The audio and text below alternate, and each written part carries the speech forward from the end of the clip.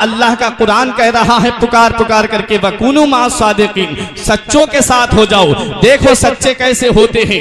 एक वो भी सच्चा था, दरिया के किनारे बैठा हुआ था, भूख ने निढाल कर दिया है, प्यास की शिद्दत ने बेचैन कर दिया है, लेकिन देखा क्या है कि दरिया के अंदर एक सेब बहता हुआ आ रहा है। उस सेब को भूख की शिद्दत की वजह से तनावुल कर लिया, आधा सेब खाया, अंदर से तकवे ने झंझोड़ के रख दिया।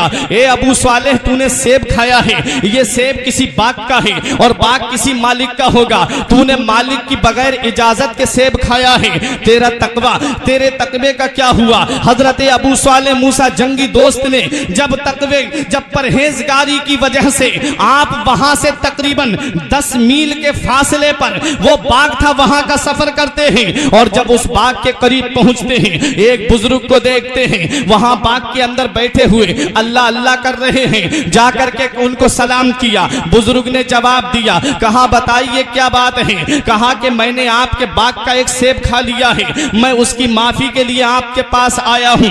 बुजुर्ग ने जब गौर से पेशानी पे देखा तो बुलंदी के आसार पेशानी से जाहिर हो रहे थे, सरबुलंदी के आसार पेशानी से नजर आ रहे थे। पेशानी को देख करके कहा बेटा हम माफी तो दे देंगे, लेकिन हमारी 2 शर्तें हैं। एक शर्त तो यह है कि तुझे बाग रखाना होगा और दूसरी शर्त हम तुझको पहली शर्त के पूरा होने के बाद बताएंगे। हजरात अल मुख्तसर बयान कर रहा हूं, बाग रखा रहे हैं गौसे आजम के वालिद जिनका नाम शेख अबू सालेह मूसा जंगी दोस्त है।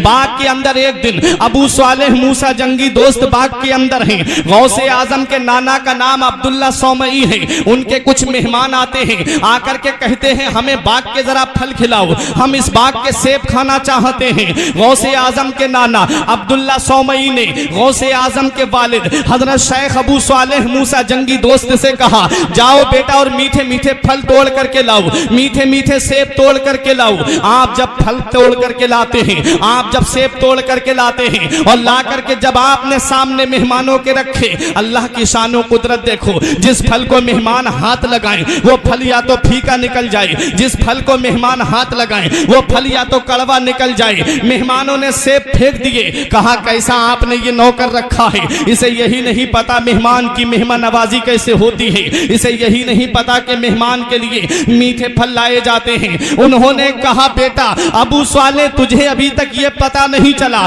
कि मेरे बाग के कौन से पेड़ पे मीठा फल आता है, कौन से पेड़ पे खट्टा फल आता है।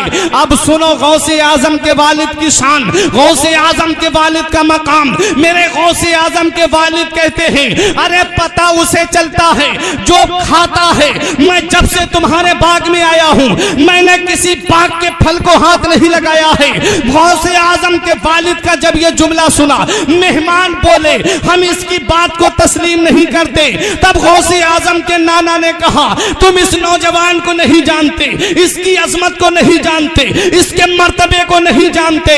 अरे एक दिन सख्त तूफान आया था, एक दिन सख्त आंधी आई थी, मैं अपने घर से निकला, अपने बाग के अंदर आया, मैंने देखना चाहा तमाम लोगों के बागों के फल जमीन पे आ गए थे आंधी की वजह से।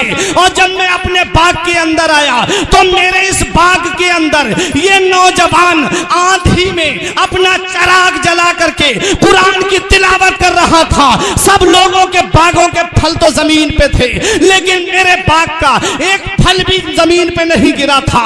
मैं बताना चाहता हूं रिठौरा के मुसलमानों, जब बाप नेक होता है, जब बाप पारसा होता है, जब बाप मुत्तकी होता है, जब बाप नेक होता है और जब माँ पारसा होती है, जब माँ मुत्तकिया होती है, जब माँ अल्लाह की वलिया होती है, तो ऐसे गुलशन में जो फूल खिलता है उसी फूल को दुनिया कुतुब रब्बानी कहती है, दुनिया महबूब सुबहानी कहती है, दुनिया गौसे आजम कहती है।